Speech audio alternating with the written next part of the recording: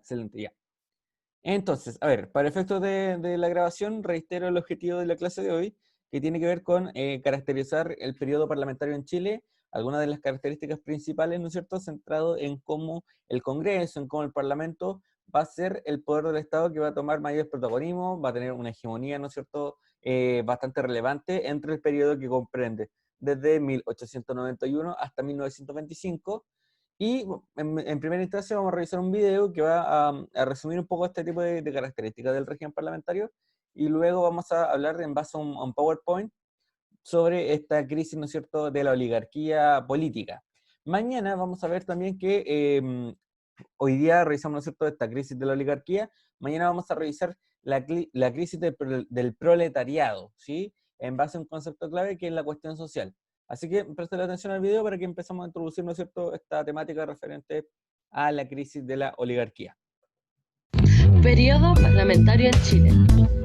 ¿Qué es el parlamentarismo?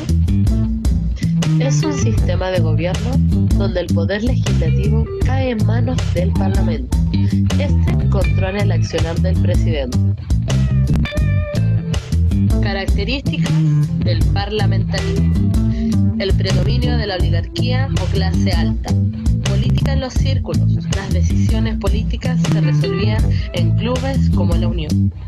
Los vicios electorales, como el cohecho o compra de votos. El parlamentarismo en Chile comienza en 1891 con la derrota de Balmaceda por las tropas congresistas, quien toma el poder del Estado. Mandatarios del parlamentarismo, 1891 a 1920. Jorge Montt, Federico Errázuriz, Germán Riesgo, Jorge Montt, Romano Barros Luco, Arturo Alessandri, Juan Luis Sanfuentes. Surge la cuestión social que da inicio a varios malestares de la sociedad obrera, como las viviendas precarias, las ausencias de leyes laborales y los problemas de salud. Las malas condiciones de higiene producían varias epidemias. Surge el movimiento obrero por motivos que el Estado no se preocupaba de la cuestión social. Las sociedades de resistencia, que eran de carácter anarquista, las mutuales, eran de gran ayuda financiada por los mismos obreros, los mancomunales, que eran organizaciones de salitreras para mejoras laborales, los sindicatos, cuyo fin era mejorar las condiciones de trabajo. ¿Cómo surge el Partido Comunista? Bien, a ver, aquí en este momento el video lo que está haciendo es comentar, ¿no es cierto?, una de las consecuencias del régimen parlamentario, que refería, ¿no es cierto?, a este régimen que desde la oligarquía gobierna solamente para la oligarquía, ¿sí?, dejando de lado, ¿no es cierto?, a los sectores de la sociedad más desfavorecidos, ¿no es cierto?, y este bajo pueblo, que se le va a llamar también proletariado, va a empezar a establecerse como o más bien va a empezar a organizarse como un nuevo actor social, como un nuevo actor político, para participar en política, ¿no es cierto?, y disputar escaños del Parlamento. Luego van a formar parte de una coalición que va a llegar al poder con el Frente Popular en la década de los 30, junto al Partido Radical. Y lo importante de esto es entender que la crisis oligárquica o la crisis del parlamentarismo se refleja, ¿no es cierto?, en una crítica a un sistema oligárquico, a un sistema profundamente cerrado, donde la participación política es reducida y, sobre todo, donde las legislaciones del Parlamento son para favorecer al mismo parlamentario. ¿Sí? Se van a presentar un montón de vicios electorales, de malas prácticas políticas que van a ser criticadas por los sectores más bajos de la sociedad, ¿no es cierto?, que van a intentar proponer un modelo alternativo. En 1912 nace el Partido Socialista Obrero por Emilio Recabarren, y más tarde, por influencia extranjera, en 1922 se transforma en el Partido Comunista, que era defender los derechos e intereses del sector popular. Contrastes sociales: formación de la oligarquía, empresarios mineros junto a la aristocracia tradicional, clase media, resultado del desarrollo humano que era conformado por profesionales, militares y comerciantes. El proletario, integrados por mineros y obreros, quienes vivían en una gran pobreza. Ya, esto igual es interesante porque una de las consecuencias, ¿no es cierto?, de esta contradicción producto del régimen parlamentario va a ser una nueva reorganización social donde van a aparecer nuevos actores sociales, ¿sí?, principalmente la clase trabajadora o la clase proletaria, y luego el tema de la clase media, que también va a surgir, ¿no es cierto?, a partir de una diferenciación desde las profesiones que se le van a llamar profesiones liberales, los profesores, los doctores, los abogados, los ingenieros y los funcionarios públicos. Entonces, en ese sentido va a existir una diferenciación social donde todos estos nuevos actores sociales también van a buscar participar en política y se van a organizar, ¿no es cierto?, para disputar el poder a la oligarquía tradicional. Por lo tanto, la oligarquía tradicional va a entrar en una crisis. Se agudiza el malestar social a lo que el 3 de septiembre de 1924 ocurre el ruido de sables donde los militares protestan frente al Congreso. El 8 de septiembre el Parlamento aprueba una serie de reformas sociales y laborales tras un conflicto de Alexandri renuncia en 1924. Fin del... Ya, a ver, aquí ojo con esta parte porque se le van a poner fin al régimen parlamentario a partir del ruido de sables, que va a ser un hito que vamos a comentar luego, y la renuncia de Alessandri. Parlamentarismo. El 23 de enero de 1925, la oficialidad joven pone fin a la Junta de Gobierno. Tras un pedido, vuelve Alexandri prometiendo mejores sociales. Se crea la Constitución de 1925, donde el presidente tiene amplias atribuciones. El periodo... Eso sería, por resumida... Bien. ¿Sí? Entonces, el objetivo de este video tenía que ver con caracterizar algunos elementos centrales del parlamentarismo referidos, ¿no es cierto?, a este sistema de gobierno de la oligarquía, para la oligarquía y por la oligarquía, ¿sí? Entonces, es clave ese concepto de oligarquía para entender, ¿no es cierto?, la exclusión social que va a generar contra otros sectores, principalmente los sectores proletarios, y luego que estos vicios electorales, estos vicios políticos que van a protagonizar los parlamentarios de la oligarquía, van a generar un malestar social y una molestia bastante potente, ¿sí? Y ahora voy a presentar la proyección de PowerPoint que tengo preparada, ¿no es cierto?, para que sigamos comentando el tema del parlamentarismo. Este material se los voy a subir, ¿sí? Con el link del video correspondiente para que puedan ir echándole un vistazo. Hemos visto dos videos en este contenido, uno referente a las características del parlamentarismo, perdón, y otro, este resumen, ¿no es cierto?, del parlamentarismo en Chile. A continuación vamos a seguir comentando un poco el parlamentarismo en Chile, pero de forma un poquito más detallada, por lo cual es relevante ir entendiendo, ¿no es cierto?, el concepto de oligarquía referido a una clase social, ¿sí?, a una élite social que es profundamente reducida, que tiene un acceso o en una sociedad profundamente estática a nivel social. La movilidad social es casi nula en esta época, ¿sí? Bien, en ese sentido, el siglo, a fines del siglo XIX e inicio del siglo XX, va a estar marcado por un proceso contradictorio de la modernidad. ¿A qué nos referimos con esto?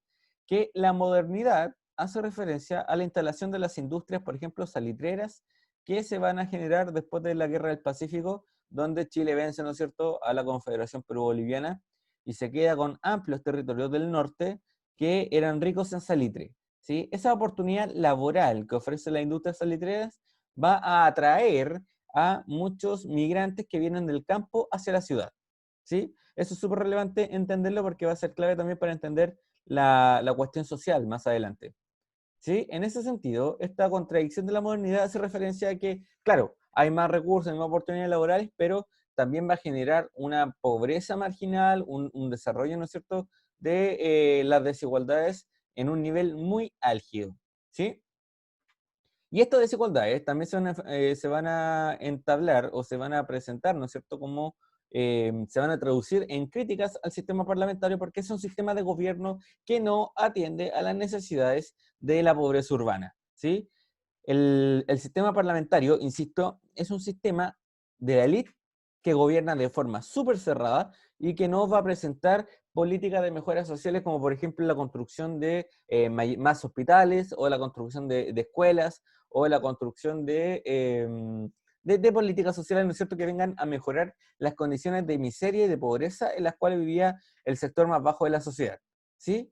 Entonces, de aquí lo relevante, para quienes están tomando apuntes, tiene que ver con esta idea de que la modernidad genera la contradicción de que a pesar que hay más recursos, hay más oferta laboral disponible, se agudiza la desigualdad social, ¿sí? Fabián, ¿se entiende esa idea? Se agudiza la desigualdad social, ¿sí? Bien. Sí, profe. Ya, Sí, genial. profe. Ya, gracias chicos y chicas. En ese sentido, esta agudización de la desigualdad social va a generar, ¿no es cierto?, una crítica al sistema oligárquico. ¿Por qué? Porque el sistema oligárquico gobierna solo para ellos. El sistema oligárquico es un sistema de gobierno donde el Parlamento va a promover leyes, por ejemplo, de subirse los sueldos, de establecer, ¿no es cierto?, ciertas medidas que favorezcan a sus negocios, etcétera. ¿Sí? Bien, por otra parte, también se va a ir consolidando los sectores de la clase media, producto del desarrollo económico de la época, referidos principalmente a actividades comerciales. Y estos van a diferenciarse de la clase proletaria, estableciendo un sector medio que va a exigir también participación política, porque la oligarquía, insisto, tiende a generar proyectos de ley, a generar, ¿no es cierto?, regulaciones o una política solamente para ellos, ¿sí? Entonces, la dominación que tiene la oligarquía en el sector político va a entrar en disputa. ¿Por qué? Porque se van a conformar nuevos actores sociales con también un sentido identitario. Los proletarios que se van a organizar van a ir a disputar el espacio político y los sectores de la clase media también van a ir a disputar el espacio político. Entonces, esta dominación del sistema oligárquico va a entrar en crisis, ¿sí? Bien. Por otra parte, los trabajadores, ¿no es cierto?, que hay que ir comentando un poco las situaciones de desigualdad. A ver, en esta imagen que se muestra en la parte derecha de la pantalla, ¿qué es lo que logran apreciar? ¿Cuáles son las ideas principales que se pueden extraer? Fabián, ¿Dónde, profe? en la imagen que se ve al lado derecho. La que tengo aquí al frente como una pantalla en blanco y negro. Pobreza. Sí, Pobreza. claro, excelente. Ya la pobreza es un concepto clave para entender esto, porque este es un conventillo del inicio del siglo XX, ¿sí? Un conventillo, y los conventillos son pequeños cités, son pequeños conjuntos de habitaciones, porque no alcanza como para constituir una casa como la conocemos hoy en día. Son un conjunto de habitaciones donde coexiste mucha gente, donde cohabita mucha gente. ¿Sí? En ese sentido, los CITES van a ser un elemento clave para entender, ¿no es cierto?, la pobreza y la constitución de la pobreza marginal. Mañana lo vamos a ver con mucho más detalle, con gráficos y con un mapa que va a esclarecer mucho esta idea de, ¿no es cierto?, la agudización de la desigualdad social y la agudización de la pobreza, que se va a traducir en críticas al sistema parlamentario. Y en ese sentido, el trabajo infantil que se aprecia en esta foto de al lado también va a ser una constante. De hecho, hacia 1918 va a existir una alta cantidad de población infantil que se va a dedicar a trabajar, ¿sí? Porque en esta época no existe el concepto de infancia, no existe el concepto de niño, no existen los derechos del niño, ¿sí? Son considerados adultos pequeños que están en condiciones de trabajar. Por ahí de seguro habrán leído alguna vez Subterra. ¿Alguien ha leído Subterra? De Baldomero Lillo, un libro. No, yo no. Gracias, Fabián. ¿Y el resto ha leído Subterra? ¿Alguien? No, profe, yo no. Ya, gracias, Antonio. Bueno, Subterra les cuento que es un libro de Baldomero Lillo, un autor chileno, que habla sobre este asunto del trabajo, ¿no es cierto?, en la minera, el trabajo en la oficina salitrera, etc. Y hay un capítulo que se llama La compuerta número 12, un capítulo, un cuento, donde habla la historia de un niño que trabaja en una minera del carbón, vigilando a un pajarito, a un loro, que el loro se muere cuando hay una emanación de gases tóxicos que pueden ser altamente explosivos, ¿sí? Entonces el niño un día se pone a jugar, no se da cuenta que el loro se murió producto de los gases tóxicos y finalmente se genera una explosión potente en la minera de carbón y muere todo el mundo. Entonces es bien interesante porque refleja un poco la realidad de esta época en donde los niños tenían que trabajar, ¿no es cierto? ¿Por qué? Porque además de la pobreza, la poca gente que tenía acceso a trabajar en la industria salitrera, en la industria del carbón, recibe muy bajo sueldo, ¿sí? Y mañana lo vamos a ver mucho más en detalle respecto a distintos mecanismos de pago, como por ejemplo los pagos con las fichas, que va a ser uno de los elementos más criticados durante la cuestión social. Bien, en ese sentido, los trabajadores y los obreros se van a constituir, ¿no es cierto?, como un grupo que nace desde la pobreza marginal, que nace desde la migración del campo hacia la ciudad y que se va a establecer en los márgenes de las ciudades, ¿sí?, en la orilla de las ciudades, donde van a empezar a organizarse para disputar el poder político, primero para visibilizar sus malas condiciones laborales y segundo para disputar el poder político conforme a que con eso puedan mejorar sus condiciones laborales, con eso puedan mejorar sus condiciones salariales y sus condiciones de vida. ¿Sí? ¿Por qué? Porque la pobreza en esta época se caracteriza por ser una pobreza marcada por el hacinamiento, por las malas condiciones laborales, por las malas condiciones higiénicas. ¿Sí? ¿Por qué? Porque los campamentos que existen al borde de las ciudades industriales no existen servicios de agua potable ni tampoco de electricidad, entonces viven en condiciones bastante inhóspitas, ¿sí? Bien, en ese sentido, la forma de responder del Estado va a ser más bien con temáticas relacionadas a la represión, ¿sí? Mañana también vamos a echar un vistazo a algunas de las manifestaciones y de las movilizaciones protagonizadas por los obreros que van a ser más fuertemente reprimidas. La huelga de la carne, por ejemplo, en 1905, y la huelga de Santa María en 1907. Vamos a conversar mañana sobre ellos en el marco de la cuestión social, ¿sí? Bien. En este sentido, esta agudización de la desigualdad social, esta agudización de la pobreza que va a generar críticas al sistema parlamentario, que va a generar la crisis del sistema parlamentario a partir de esta crisis social de la desigualdad, hay que pensar que esto va a exigir más adelante la necesidad de una redefinición del rol del Estado, y aquí se va a empezar a pavimentar el camino hacia el segundo concepto central que nos toca ver en esta unidad, que es el Estado bienestar. ¿Sí? El Estado bienestar que tiene por objetivo garantizar el bienestar de sus ciudadanos. ¿Sí? ¿Por qué? Porque viene, ¿no es cierto?, de un contexto desde la contradicción de la modernidad, ¿no es cierto?, de la agudización de la desigualdad social, la agudización de las malas condiciones laborales, de las malas condiciones salariales, de las malas condiciones de vida. El Estado tiene que redefinir su rol y empezar, ¿no es cierto?, a construir alguna idea referente a el estado bienestar, ¿sí? Sin embargo, a principios del siglo XX estamos muy lejos de aquello aún. Van a pasar varios años hasta que logre consolidarse el estado de bienestar.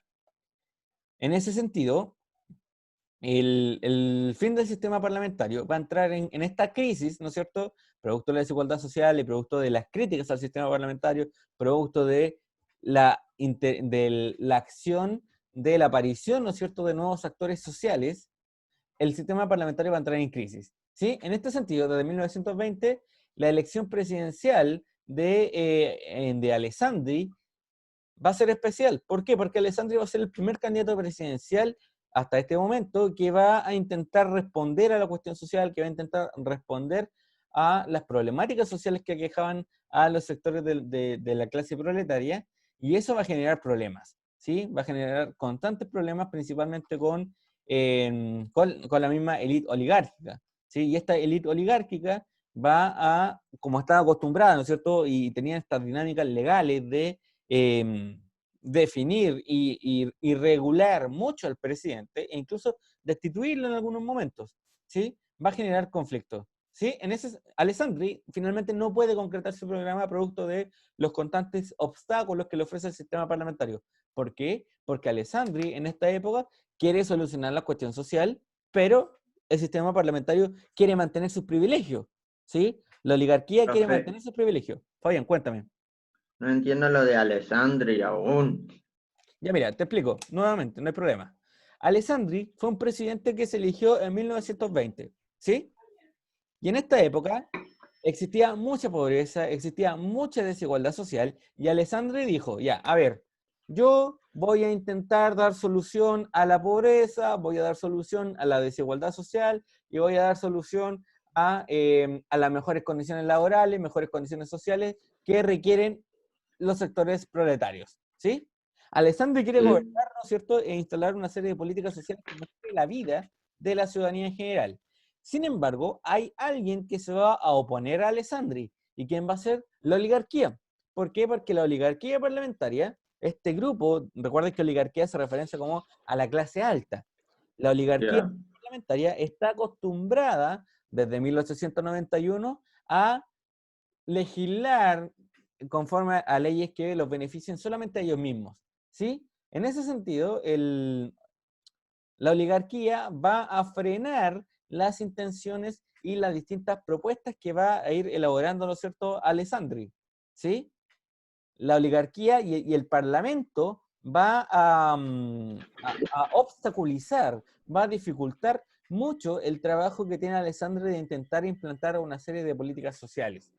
¿Se entiende? Ahora sí, profe. Ya, gracias, Fabián, genial. Ya, entonces, ¿por qué se produce esto? Porque recuerdan que el parlamentarismo, ¿no es cierto?, tiene amplias atribuciones en esta época, ¿sí? Por lo tanto, Alessandri entiende que el problema no es que no pueda implementar las políticas sociales, sino que el problema realmente es el parlamento, que producto de sus atribuciones dificulta mucho el trabajo presidencial que quiere mejorar las condiciones de vida para todos, ¿sí? Bien. En ese sentido, no solamente Alessandri y la clase proletaria se va a oponer al Parlamento, también los militares van a entrar en política, donde hay un hito bien particular del 4 de septiembre de 1924, donde las Fuerzas Armadas se van a ir a sentar al Congreso, en la gradería del Congreso, y mientras se discutía un proyecto de ley sobre el aumento de la dieta y el sueldo parlamentario, los militares empezaron a hacer sonar sus armas. A ver, ¿a qué se refiere esto? El ruido de sables es un hito de que un día los parlamentarios estaban discutiendo un proyecto de ley para subirse los sueldos ellos mismos, ¿sí? Se querían subir el sueldo, haciendo caso omiso a la desigualdad social, haciendo caso omiso a la miseria de los distintos sectores de la sociedad, y los tipos empiezan a legislar para ellos, obviamente, para subirse el sueldo. ¿Qué hacen los militares? Los militares van, se sientan en las graderías y, en un momento en que están en las graderías, sacan sus sables y empiezan a golpear el piso con los sables. Empieza a sonar. Y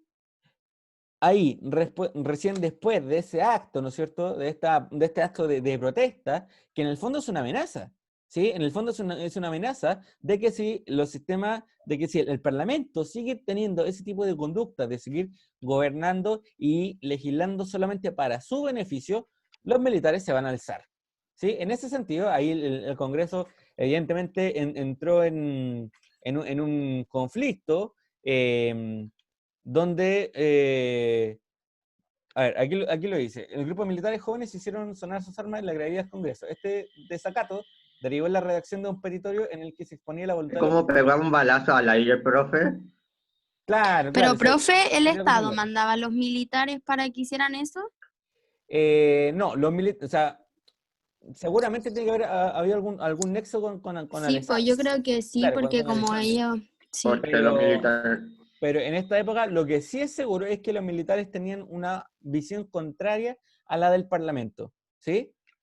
Sí. Entonces, en el fondo, la crisis del parlamentarismo va a dar cuenta y se va a reflejar de esta oposición transversal contra el Parlamento, ¿sí?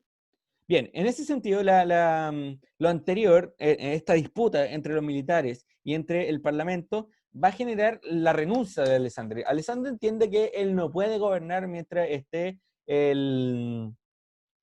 finalmente esté este sistema parlamentario, ¿sí? Entonces Alessandri presenta su renuncia, el Congreso inicialmente la rechaza, pero se le entrega un permiso para ausentarse del país por 6 meses. Y apenas Alessandri se va del país, por un tiempo, la Junta Militar hay un golpe de Estado, que los militares se toman el poder para echar al Congreso, cierran el Congreso y le dan el poder, le devuelven el poder a Alessandri, que vuelve a Chile, y lo primero que hace Alessandri es redactar la Constitución de 1925. ¿Por qué? Porque la Constitución de 1925 es finalmente el argumento legal, el argumento escrito con el cual se le quitan las atribuciones, las amplias atribuciones que tenía el Parlamento, y se propone una constitución de carácter presidencialista. ¿Qué significa presidencialista? Que ahora el presidente es quien tiene amplia El facultad. poder. Exacto, exacto. ¿Sí? Bien, bien. Ahora el presidente es quien tiene el poder. Y esa es la diferencia entre un régimen parlamentario y un régimen presidencialista. En este momento, después, ¿no es cierto?, de este golpe de Estado, donde los militares van y le arrebatan el poder al Congreso, cierran el Congreso y le devuelven el poder a Alessandri, Alessandri va a redactar la Constitución de 1925 que va a hacer pasar a Chile desde un régimen parlamentario a un régimen presidencialista. ¿Sí? ¿Se entiende? Sí, profe, sí, entendí. Sí, Genial. profe. Genial, genial. Oye, están capo hoy día, están capísimos y capísimas. ¿Quién es? ¿La Antonia y yo o lo del curso entero? Asumo el curso entero.